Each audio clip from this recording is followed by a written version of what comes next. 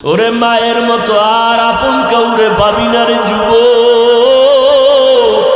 যদি মাকে ঘরে গিয়া বলো, মা কত বাজে কথা বলছি, তুমি চোখের পানি ফেলছো, কষ্ট পাইছো, আজকে তওবা করলাম, আর নামাজ ছাড়বো না, বেপরদায় চলবো না, আর দাড়ি কাটবো না। ও মা, তোমারে আর কোনোদিন কষ্ট দিব না, আলেমদের পরামর্শ নিয়া নবীর তরিকা মানিয়া চলবো, লেখাপড়ার জীবনে আর কোনোদিন কারোর সাথে বেয়াদবি করব না। মা যখন এই কথা শুনবে, দেখবি মায়ের চোখের পানি বের হয়ে যাবে। মা তোর মাথায় হাত দিয়ে বলবে, যা বাবা যা, আমি মা তোর জন্য কখনো বরদোয়া করি না, অন্তর ভরে দোয়া করে দিলাম আমার মাওলা তোরে যেন কবুল করিয়া নেয়। মা যখন দোয়া করবে, আর সে আজিমের দোয়া চলিয়া যাবে। আল্লাহর কাছে হেদায়েতের দোয়া করো, মনে মনে বলো, আল্লাহ আর নামাজ ছাড়বো না, আর বেপরদায় চলবো না, আর কোনোদিন দাড়ি কাটবো না, নবীর তরিকার বাইরে চলবো না, মা বাবারে কষ্ট দিব না, মুরব্বীদের সাথে বেয়াদবি করব না। তওবা করার মতো যদি নিয়ত হয়, মুনাফিকি দুর্বলতা যদি অন্তরে না থাকে, দুইটা হাত আমার মাওলাকে দেখাইয়া দাও। ও আল্লাহ, তাকায় দেখেন কারা তওবার জন্য হাত তুলেছেন। জীবনে গুনাহ কইরা নাপাক করে ফেলছি আমার দুটো হাত, ওরে মাওলার একটু বলো, ও আল্লাহ, গুনার কারণে আমার জিহ্বা নাপাক, আমার চোখ নাপাক, আমার অন্তর নাপাক, আমার হাত নাপাক। আয় আল্লাহ, আজকে তওবার জন্য হাত উঠাইয়া ফেললাম রে আল্লাহ। এই ময়দানে একজনের হাত খালি বিরাইয়া দিও না রে মালিক। আমার কলিজার প্রত্যেকটা যুবকের কবুল করিয়ে নেন রে আল্লাহ। আয় আল্লাহ, তওবা কবুল করে নেন। তওবার উপরে মরণ পর্যন্ত মজবুত হইয়া, গুনার মুক্ত হইয়া নেক আমলে চলার তৌফিক দান করেন, আমিন। আলহামদুলিল্লাহি রাব্বিল আলামিন, والصلاة والسلام على سيد الأنبياء والمرسلين وعلى آله وأصحابه أجمعين يا أرحم الراحمين يا أرحم الراحمين يا أرحم الراحمين। ও আল্লাহ, গুনার বোঝা নিয়ে হাত তুলেছি। কত উলামায়ে কেরাম, কত মুরব্বী হাজী সাহেব, কত চাকরিজীবী ব্যবসায়ী, কত আমার কলিজার যুবক ছাত্র, কত মা বোনের, আপনি সবাইকে মাফ করিয়া দেন, মাহফিল কবুল করে নেন, আয়োজনকারী সহযোগিতাকারীদের কবুল করে নেন। আমার কলিজার প্রত্যেকটা যুবকের সিনায় হেদায়াতের বাতি জ্বালাইয়া দেন। আয় আল্লাহ, মা বোনদারে কবুল করে নেন। আয় আল্লাহ, সবার কামাই রুজি, ব্যবসায়, চাকরিতে বরকত বাড়ায়া দেন। লেখাপড়া যারা করে, কামিয়াবি দান করেন। আয় আল্লাহ, সারা দুনিয়াবাসীকে মাফ করে দেন। বাংলাদেশ শান্তির দেশ বানায় দেন। প্রশাসনিকভাবে যারা কাজ করে, দিনদার বানায় দেন। আয় আল্লাহ, আদবওয়ালা জিন্দেগি দান করেন। আমার কলিজার যুবকদের নামাজি, কোরআন পড়নেওয়ালা বানায় দেন। আয় আল্লাহ, বেয়াদবির থেকে হেফাজত করেন, চলার পথে হেফাজত করেন। আয় আল্লাহ, আওয়াজে ইখলাস, রুহানিয়াত বাড়ায়া দেন। আয় আল্লাহ, আমরা যারা হাত তুলিছি, জানি নেই ময়দানে কারা ইয়াতীম, মা বলিয়া ডাক দিতে পারে না, বাবা বলে ডাকতে পারে না। আয় আল্লাহ, ওই মা বাবা কবর থেকে দোয়া চায়, ও সন্তানেরা কেমনে আরামে ঘুমাও। ওই মা বাবার চেহারাটাও কি মনে পড়ে না? ওই মা বাবার জন্য কি মায়া হয় না? ও যুবকেরা, ওই মার জন্য কি একটু মায়া লাগে না? মা বাবারে কষ্ট দিয়া আগাইতে পারবা না রে বাবা। দুই ফোঁটা চোখের পানি সারিয়া কাঁদো, আর মা বাবার জন্য দোয়া করো। আল্লাহ সবার কবর জান্নাত বানায় দেন। যারা বেঁচে আছেন হায়াত বাড়ায় দেন, অসুস্থ যারা সুস্থ বানায় দেন।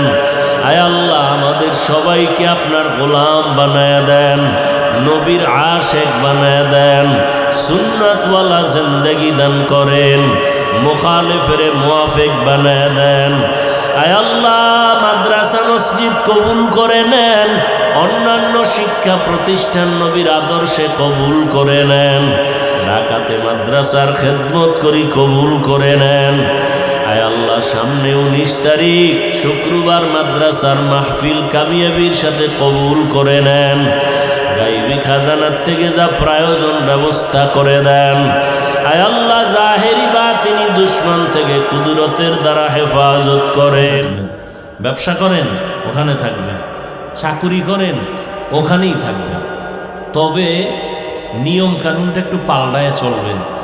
মদিনার নিয়ম ছাড়া দুনিয়াতে আর সুন্দর সহজ কোনো নিয়ম নাই, কোনো আদর্শ নেই। যারা কয় ওরা বেঈমান। এই কথাটাই আপনাকে একটু বোঝানোর জন্য আসছে, অন্য কোনো কিছু না। আমার বয়ানে যে আপনারা সব হেদায়াত পাবেন এটাও কথা না। হেদায়াতের মালিক কে? আমার বয়ান আপনাকে হেদায়াত দিবে এর কোনো গ্যারান্টি নাই। মান ইয়াহদিহিল্লাহু ফালা মুদিল্লা লাহু ওয়া মান ইউদ্লিল ফালা হাদিয়া লাহু। হেদায়াতের মালিক একমাত্র আল্লাহ। সে আল্লাহ হেদায়াত যাকে দিবেন সে পাবে, আর আল্লাহ যাকে দিবেন না, সৃষ্টির শ্রেষ্ঠ নবীও বয়ান দিলে তার কপালে কালেমা আসবে না। এরকম কোনো প্রমাণ আছে না? নাই। নবীজি বয়ান দিছে আর পরও কালেমা পড়ে নাই। আপনাদের জানা থাকলে এরকম একজনের নাম কোন? মাশাআল্লাহ, আপনারা অনেক। আবু তলেব, আবু জাহাল, আবু লাহাব। আবু জাহাল তার রসুলের আপন চাচা না, আপন চাচা আবু তলেব, আবু লাহাব, এরা কালেমা পড়ে নাই, জানের দুশ্মন হয়ে দাঁড়াইল তারা। অতএব হেদায়েত আল্লাহ দিবেন। আমরা শুধু রসুলের দাওয়াত আপনাদের কাছে পৌঁছায় দিব। আসলে আপনাদের কাছেও তো পৌঁছানোর কথা না। আজকে দিনরাত্র মেহনত করব, হিন্দুদের মন্দিরে গিয়া, খ্রিস্টানদের এলাকায় গিয়া, চট্টগ্রামে যাব, ওই উত্তরবঙ্গে যাব যেখানে কাদিয়ানিরা টাকা পয়সা দিয়া মুসলমানদেরকে কাদিয়ানি বানায়, খ্রিস্টান বানায়, খ্রিস্টানওয়ালারা, ওখানে আমগো দাওয়াত দেওয়ার দরকার ছিল। কিন্তু আপনাগো তালি দিতে দিতে 12 মাস ঘুমানের টাইম পাই না। বেঈমানের ওয়াজ করবো কখন?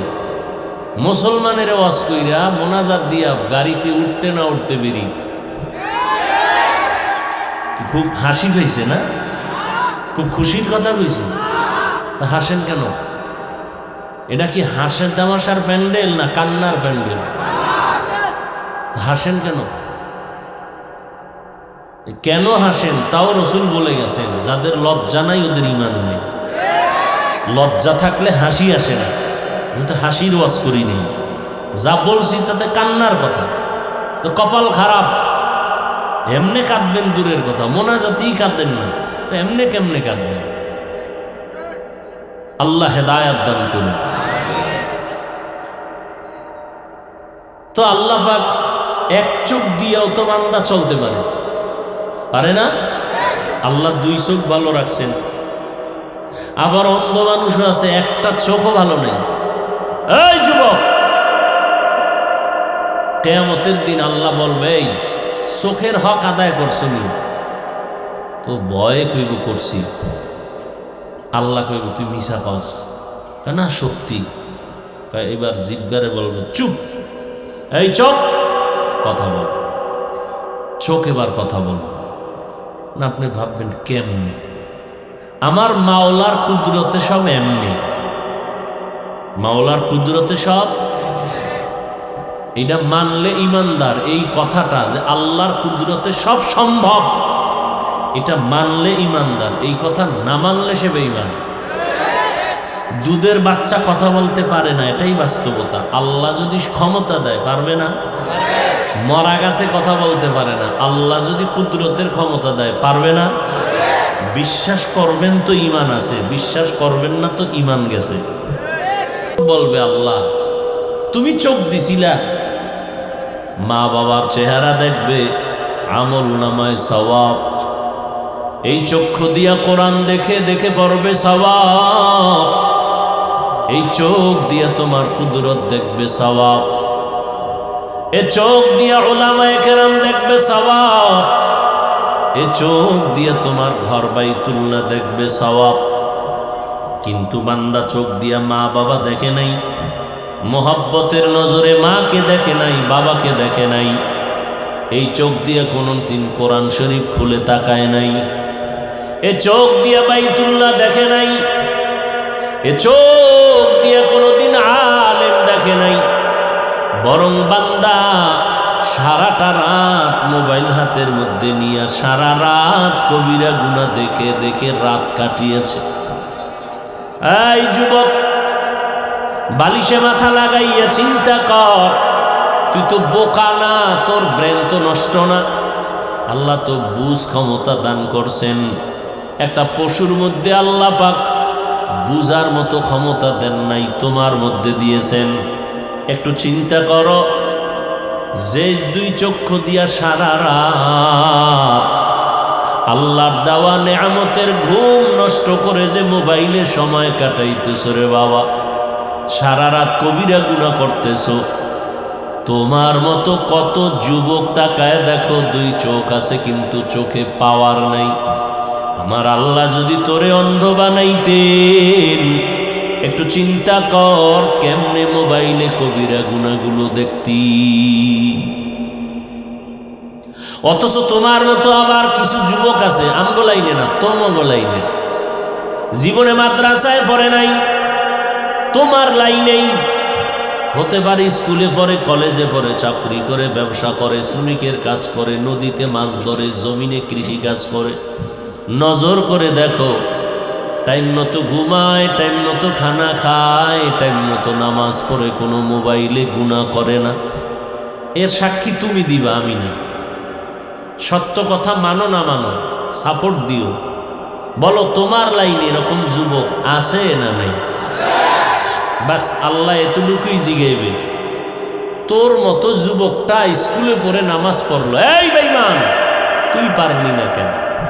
বাস আমগো হুজুর টুজুর দরকার নেই। তোমার মতো বান্দা র্যাব, আর্মি, পুলিশ, বিডিআরের চাকরি করে নামাজ পড়ছে, তুমি চাকরি করে নামাজ পড়ো নাই কেন? তোমার মতো বান্দা ময়দানে কৃষিকাজ করিয়াও গামছা বিছাইয়া নামাজ পড়ছে, তুমি পড়লা না কেন? আমগো হুজুর দরকার নাই। তোমার কপালে জুতার বাড়ির জন্য তোমার লাইনের মানুষটাই যথেষ্ট। কি জবাব দিবা আল্লাহর আদালত? এই জমিনের ভিতরে শ্রেষ্ঠ মানুষ হলো নবীগণ, আম্বিয়া কেরাম।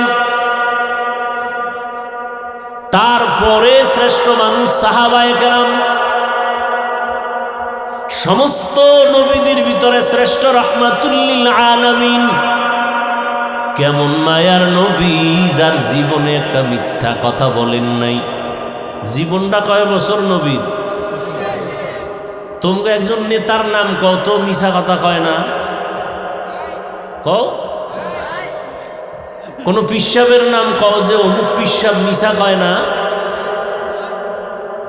কেমন একজন নবী পাইছো রে বাবা, কেমন একজন নবী পাইলা? একটু চিন্তা করো। বলছি মাত্র 5 সেকেন্ডে, কিন্তু কথাটার ওজন কত। কেমন একজন মায়ার নবী, যার 63 বছর হায়াতে ভুলেও একটা মিথ্যা কথা বলেন নাই। কেমন একজন মায়ার নবী পাইছো, যেই নবীর কোনো গুনাহ নাই, যেই নবী রাস্তা দিয়া হাঁটে, রাস্তার দুপাশের গাছগুলো নত হইয়া নবীরে সালাম দেয়। কি বলবা, নাউজুবিল্লাহ না সুবহানাল্লাহ?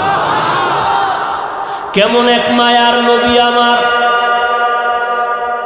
যেই নবী রাস্তা দিয়া হাঁটতেছেন, জঙ্গলের প্রাণীরা, হরিণীরা নবীরে সালাম দেয়।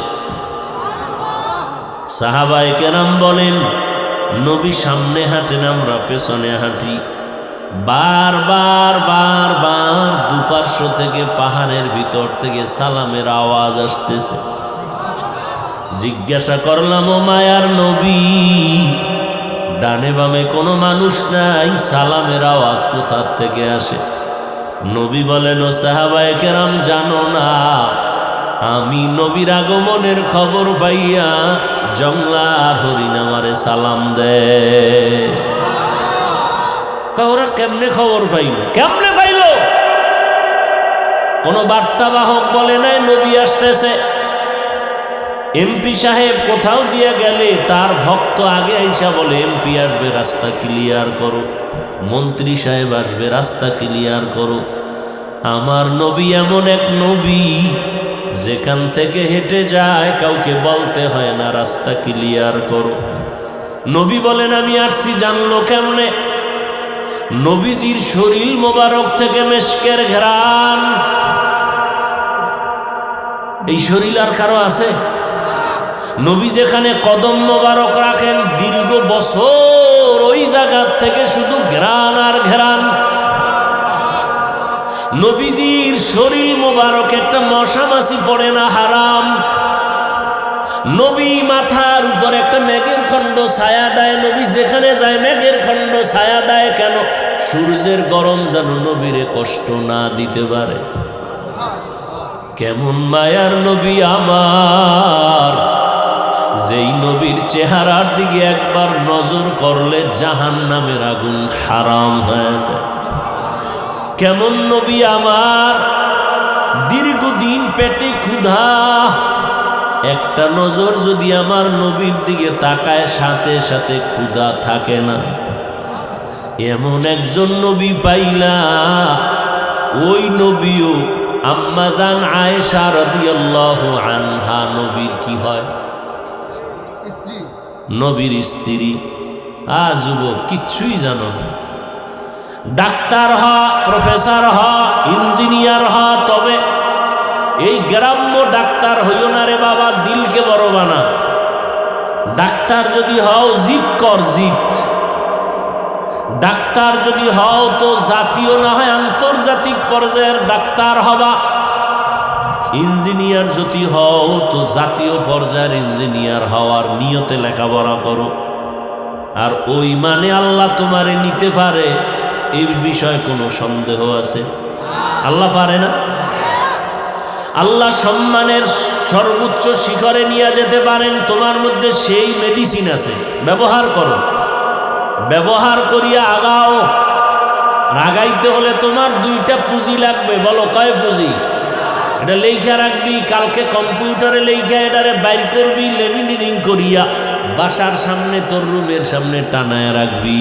সফলতার সম্মানের সর্বোচ্চ স্থানে যদি জীবন কাটাইতে চাও, মরিয়া গেল জমিন পর্যন্ত দোয়া করবে, মানুষ স্মরণ করবে সম্মানের সাথে। দুইটা পুঁজি তোমার অর্জন করা লাগবে।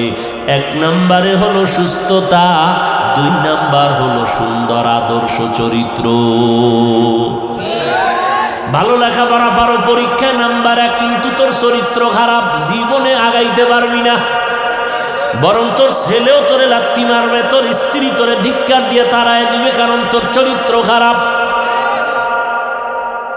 আর যদি অসুস্থ হও, বিশাল বড় বাড়ি গাড়ি হইলে লাভ কি? তুমি অসুস্থ। এজন্য সুস্থতা লাগবে।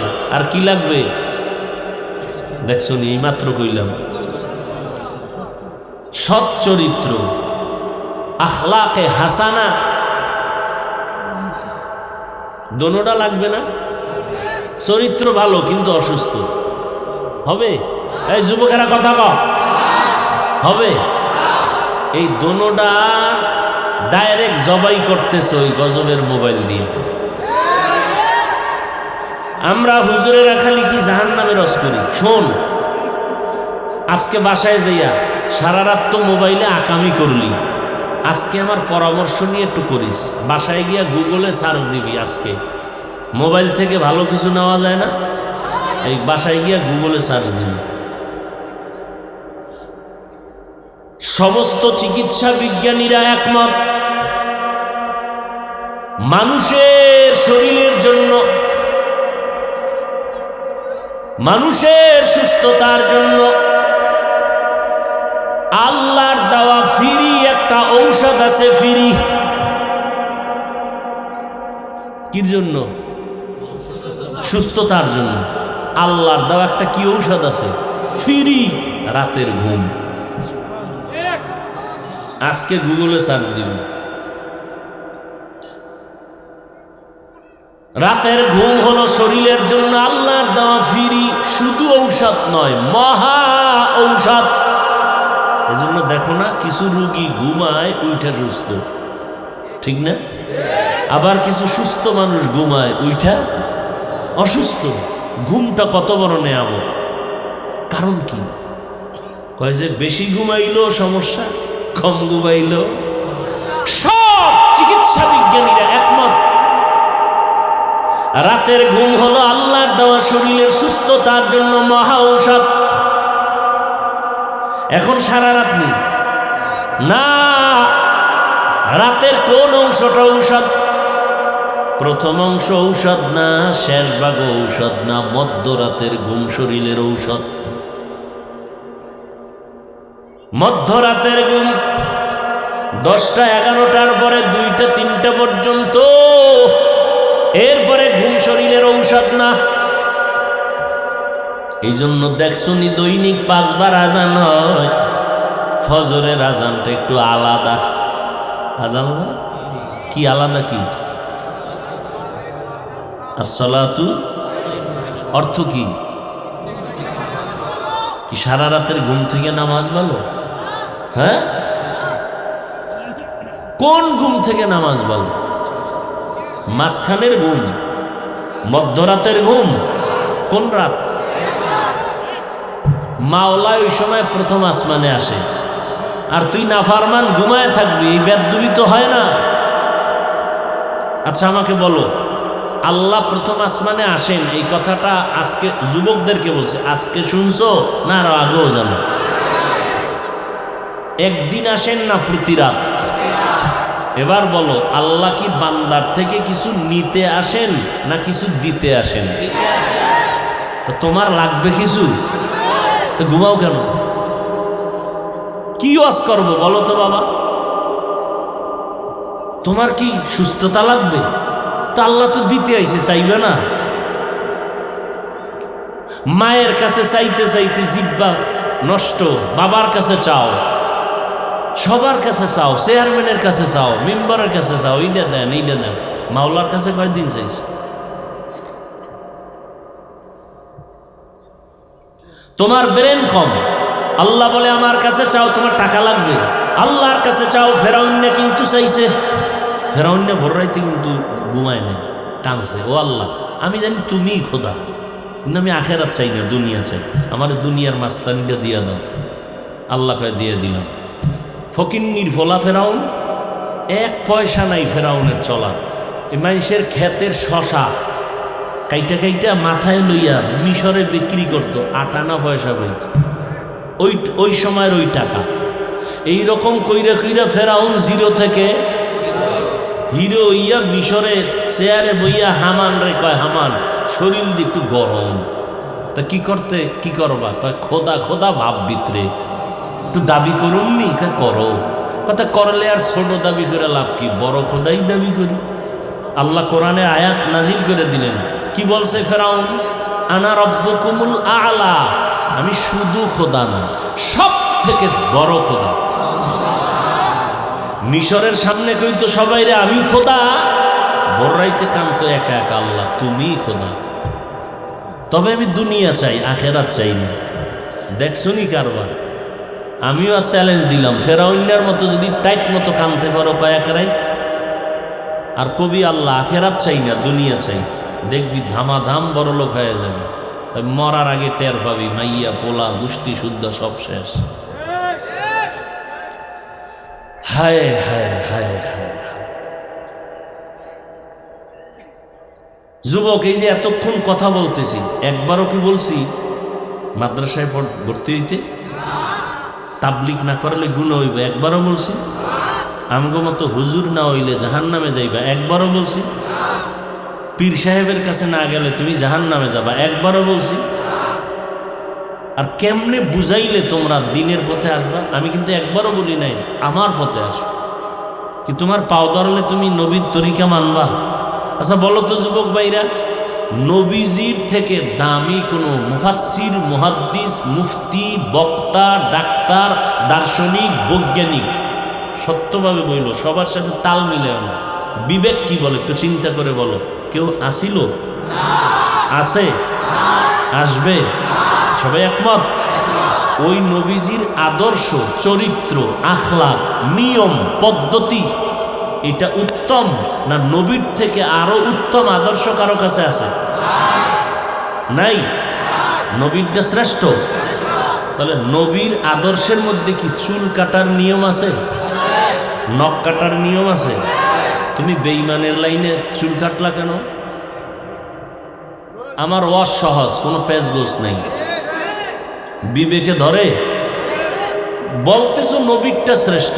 আমি চ্যালেঞ্জ দিলাম, যদি একজন যুবক দাঁড়ায় কয় হাফিজ ভাই নবীর আদর্শ ছাড়া আর একজনের কাছে ভালো আদর্শ আছে, কসম আল্লাহ আমি নবীরটা বাদ দিয়ে ওইটা নিব। নাম্বার 2, যদি বলতে পারো বেঈমানের লাইনে নখ কাটলে, চুল কাটলে চোখের জ্যোতি বাড়ে, যৌবন বাড়ে, স্বাস্থ্য ভালো থাকে, সুস্থতা থাকা যায়, একটা কও। আমি তো অনেকগুলো গেলাম, তুমি একটা কও দাঁড়ায় যে হাফিজ ভাই বেঈমানের লাইনে চললে তাহলে রোগশোক হয় না, বেঈমানের লাইনে চুল কাটলে মাথা অল টাইম ঠান্ডা থাকে, গরম থাকে না, এরকম একটা কও। আমি এখন ওই বেঈমানের লাইনে চলে যাব।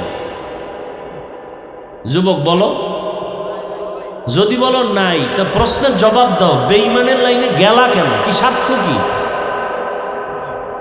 আমার নবীরটা বাদ দিয়ে গেলা কেন? আবার তুমি চাপাবাজি করবা তুমি রসুলের আশেক, তো ভণ্ড কারা? আমরা। তুমি চুল বেঈমানের লাইনে কাটলা, নখ কাটলা, দাড়ি কাটলা, এরপরে তুমি যদি কও তুমি আশেক, তো ভণ্ড কারা? আমরা। সহজ কথা। হয়তো আমরা আশেক, তোমরা ভণ্ড, না হয় তোমরা আশেক, আমরা ভণ্ড।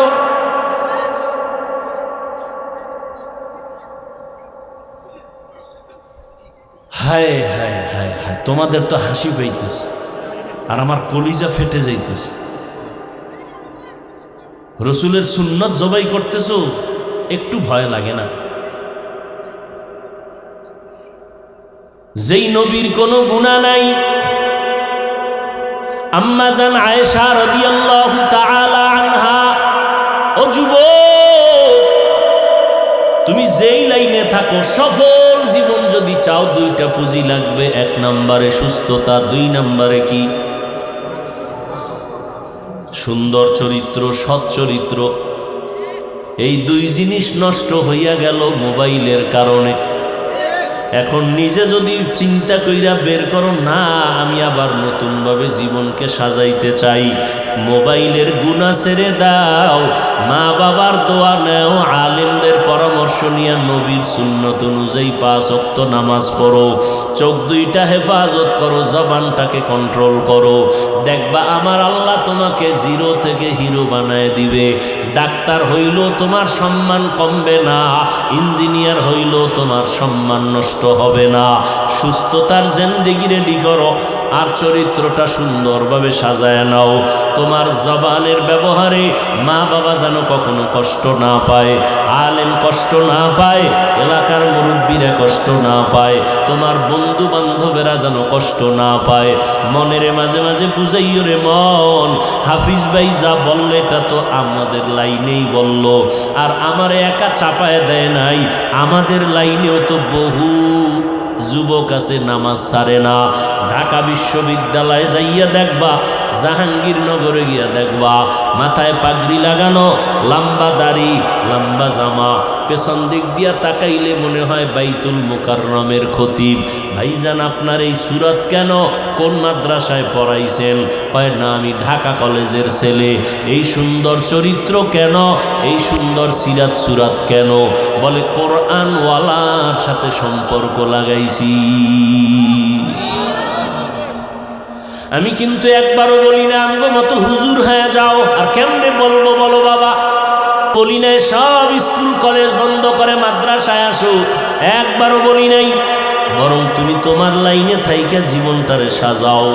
তোমার লাইনের ডাক্তার 5 ওয়াক্ত নামাজি আসেনি, ইঞ্জিনিয়ার 5 ওয়াক্ত নামাজি আসেনি, তাহলে তোমারে কেন আমি খারাপ বলবো রে বাবা? লাইনে আইসা তাড়াতাড়ি রেডি হও।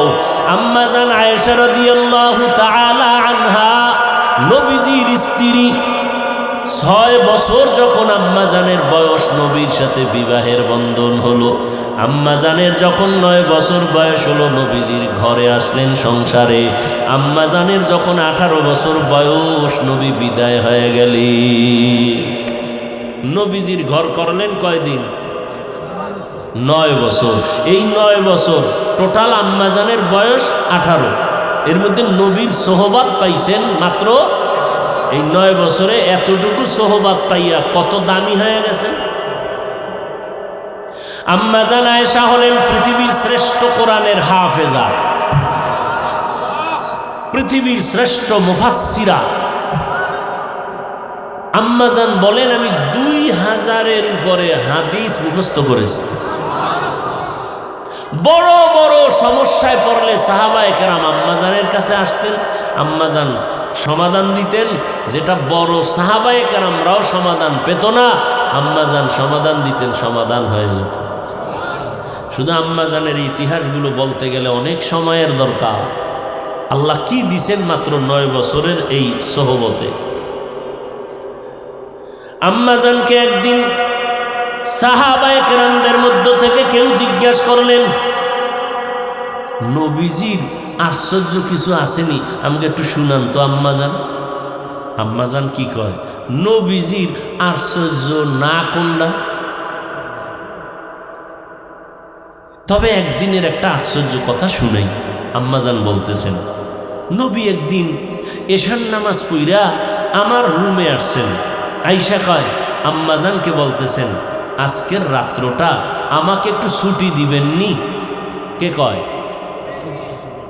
দেখছেন নি ঘুমায়। আর এই গজবের মোবাইলে যে বলতেছি, লজ্জা শরম নাই তো?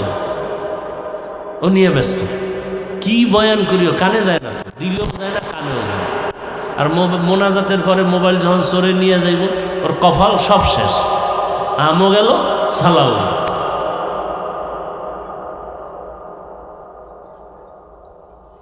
নবীজি আম্মাজানকে কোন সময় বলতেছেন? ঈশান নামাজ পড়ে ঘরে আইসা বলেন, আজকের রাত্রের জন্য কি চাই? দেখছেন নি কারণে? আল্লাহ আমাদের মাফ করে দেয়। নবীজির মতো ব্যক্তি আম্মাজানকে বলেন, আজকের রাত্রের জন্য একটু কি চাই? আর আমার পুরুষ বাবারা ঘরের মধ্যে স্ত্রী রেখে কোথায় যাও খবর নাই, আছে না নাই? নবী বলেন, ও আবু বকরের মেয়ে, আমাকে আজকের রাতের জন্য একটু ছুটি দেন। আম্মা জান বলেন, আমি সাথে সাথে বললাম আলহামদুলিল্লাহ, কবুল করলাম। আম্মা জান বলেন, আমি নবীজির এই কথা বলা মাত্র দেখলাম নবী জায়নামাজ নিয়া আমার রুমের ভিতরে এক সাইডে নামাজের জায়নামাজ বিছায় নামাজে দাঁড়ায় গেলেন। নামাজে দাঁড়ায় গেলেন। নবী দাঁড়ায় আছেন তো দাঁড়াইয়াই আছেন, রুকুর খবর নাই, অঝোর দাঁড়ায় কান্না কান্না কান্না কান্না। দাড়ি মোবারক ভিজে গেল, বুক ভিজে গেল, জামা ভিজে গেল। দীর্ঘ টাইম নবী কান্নার পর রুকুর মধ্যে গেলেন, আর মাথা উঠান না, কান্না কান্না কান্না, উঠেন না। আমি চুপচাপ নবীর অবস্থাটা দেখতেছি, নবীরে বুঝতে দেই না, আমি ঘুমের বাহানা করে আসি। নবী কাঁদতেছেন। রুকুর থেকে যখন সেজদায় গেলেন, কয় রাকাতে? প্রথম রাকাতে। সেজদায় যাইয়া কি কান্না! আমার মায়ার নবীর কান্না রে বাবা। নবীর কোনো গুনাহ নাই, ওই নবী সেজদায় এমন কান্না শুরু করলেন। প্রথম রাকাতের প্রথম সিজদা, কান্না কান্না কান্না, এত দীর্ঘ টাইমের কান্না। ইতিমধ্যে বেলাল রাদিয়াল্লাহু আনহু আইসা পিছন থেকে আওয়াজ দিছে, নবীজি উঠছেননি, ফজরের আজানের সময় কাছাকাছি। মাত্র প্রথম রাকাত নামাজ, দ্বিতীয় রাকাতের এখনো নামাজে নবী দাঁড়ান নাই। বেলাল আইসা বলেন ফজরের সময় কাছাকাছি। আম্মা জান আয়েশা বলে, কি শুনবা আমার মায়ার নবীর আশ্চর্য জীবনের কথা। আর ওই উম্মতেরা ওই নবীর চিন্নি না রে যুবক, 5 বেলার নামাজ পড়বা, মা বাবার দোয়া নিয়ে চলবা। তোমার পেছনে তাবলীগওয়ালারা মেহনত করে, কি দরকার ছিল আমি তোমার পায়ে ধরে ধরে বুঝানের রে বাবা।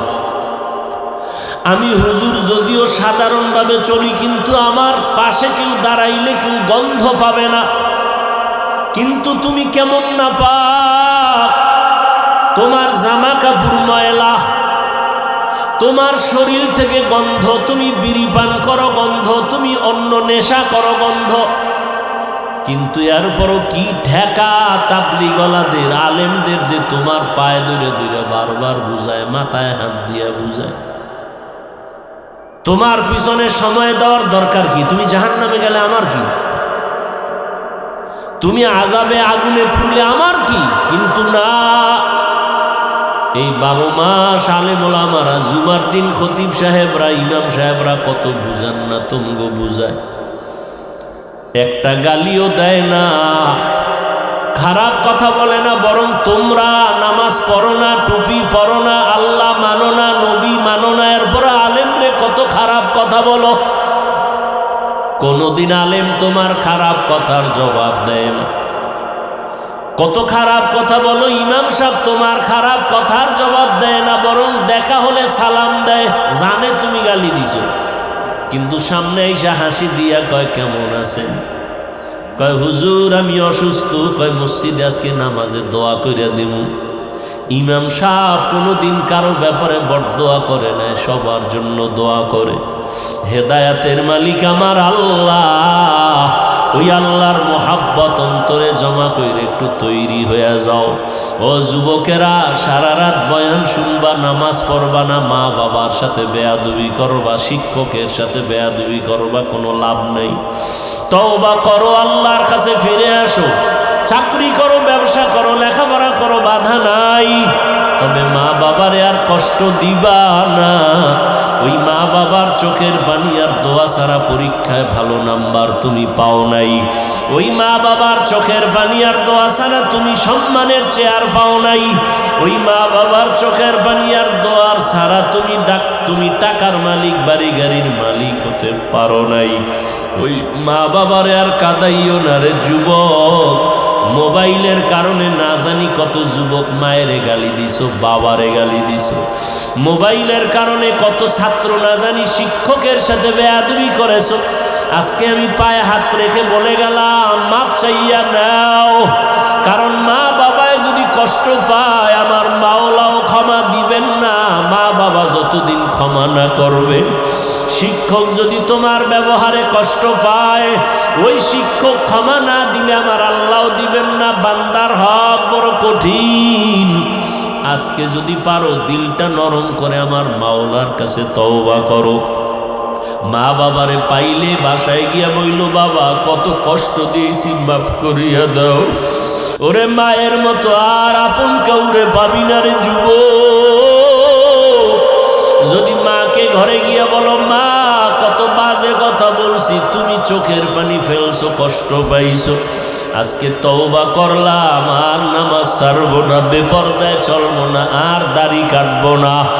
ও মা, তোমারে আর কোনোদিন কষ্ট দিব না। আলেমদের পরামর্শ নিয়ে নবীর তরিকা মানিয়া চলবো। লেখাপড়ার জীবনে আর কোনোদিন কারোর সাথে বেয়াদবি করব না। মা যখন এই কথা শুনবে, দেখবি মায়ের চোখের পানি বের হয়ে যাবে। মা তোর মাথায় হাত দিয়ে বলবে, যা বাবা যা, আমি মা তোর জন্য কখনো বরদোয়া করি না, অন্তর ভরে দোয়া করে দিলাম আমার মাওলা তোরে যেন কবুল করিয়া নেয়। মা যখন দোয়া করবে, আর সে আজিমে দোয়া চলিয়া যাবে। আল্লাহর কাছে হেদায়েতের দোয়া করো, মনে মনে বলো আল্লাহ আর নামাজ ছাড়ব না, আর বেপরদায় চলব না, আর কোনোদিন দাড়ি কাটবো না, নবীর তরিকার বাইরে চলব না, মা বাবারে কষ্ট দিব না, মুরব্বীদের সাথে বেয়াদবি করব না। তওবা করার মতো যদি নিয়ত হয়, মুনাফিকি দুর্বলতা যদি অন্তরে না থাকে, দুইটা হাত আমার মাওলাকে দেখাইয়া দাও। ও আল্লাহ, তাকায় দেখেন কারা তওবার জন্য হাত তুলেছেন। জীবনে গুনাহ কইরা নাপাক করে ফেলছি আমার দুটো হাত, ওরে মাওলার একটু বলো, ও আল্লাহ, গুনার কারণে আমার জিহ্বা নাপাক, আমার চোখ নাপাক, আমার অন্তর নাপাক, আমার হাত নাপাক। আয় আল্লাহ, আজকে তওবার জন্য হাত উঠাইয়া ফেললাম রে আল্লাহ। এই ময়দানে একজনের হাত খালি বিরাইয়া দিও না রে মালিক। আমার কলিজার প্রত্যেকটা যুবকের কবুল করিয়ে নেন রে আল্লাহ। আয় আল্লাহ, তওবা কবুল করে নেন। তওবার উপরে মরণ পর্যন্ত মজবুত হইয়া গুনার মুক্ত হইয়া নেক আমলে চলার তৌফিক দান করেন, আমিন। আলহামদুলিল্লাহি রাব্বিল আলামিন, ওয়াসসালাতু ওয়াসসালামু আলা সাইয়্যিদিল আমবিয়াই ওয়াল মুরসালিন ওয়া আলা আলিহি ওয়া আসহাবিহি আজমাইন। ইয়া আরহামার রাহিমিন, ইয়া আরহামার রাহিমিন, ইয়া আরহামার রাহিমিন। ও আল্লাহ, গুনার বোঝা নিয়ে হাত তুলেছি। কত উলামায়ে কেরাম, কত মুরব্বী হাজী সাহেব, কত চাকরিজীবী ব্যবসায়ী, কত আমার কলিজার যুবক ছাত্র, কত মা বোনেরা, আপনি সবাইকে মাফ করিয়া দেন, মাহফিল কবুল করে নেন, আয়োজনকারী সহযোগিতাকারীদের কবুল করে নেন। আমার কলিজার প্রত্যেকটা যুবকের সিনায় হেদায়াতের বাতি জ্বালাইয়া দেন। আয় আল্লাহ, মা বোনদের কবুল করে নেন। আয় আল্লাহ, সবার কামাই রুজি, ব্যবসায় চাকরিতে বরকত বাড়ায়া দেন। লেখাপড়া যারা করে কামিয়াবি দান করেন। আয় আল্লাহ, সারা দুনিয়াবাসীকে মাফ করে দেন। বাংলাদেশ শান্তির দেশ বানায় দেন। প্রশাসনিকভাবে যারা কাজ করে দিনদার বানায় দেন। আয় আল্লাহ, আদবওয়ালা জিন্দেগি দান করেন। আমার কলিজার যুবকদের নামাজি, কোরআন পড়নেওয়ালা বানায় দেন। আয় আল্লাহ, বেয়াদবির থেকে হেফাজত করেন, চলার পথে হেফাজত করেন। আয় আল্লাহ, আওয়াজ ইখলাস রুহানিয়াত বাড়ায়া দেন। আয় আল্লাহ, আমরা যারা হাত তুলিছি জানি না এই ময়দানে কারা ইয়াতীম, মা বলিয়া ডাক দিতে পারে না, বাবা বলে ডাকতে পারে না। আয় আল্লাহ, ওই মা বাবা কবর থেকে দোয়া চায়, ও সন্তানেরা কেমনে আরামে ঘুমাও। ওই মা বাবার চেহারাটাও কি মনে পড়ে না? ওই মা বাবার জন্য কি মায়া হয় না? ও যুবকেরা, ওই মার জন্য কি একটু মায়া লাগে না? মা বাবারে কষ্ট দিয়া আগাইতে পারবা না রে বাবা। দুই ফোঁটা চোখের পানি সারিয়া কাঁদো, আর মা বাবার জন্য দোয়া করো। আল্লাহ সবার কবর জান্নাত বানায় দেন। যারা বেঁচে আছেন হায়াত বাড়ায় দেন। অসুস্থ যারা সুস্থ বানায় দেন।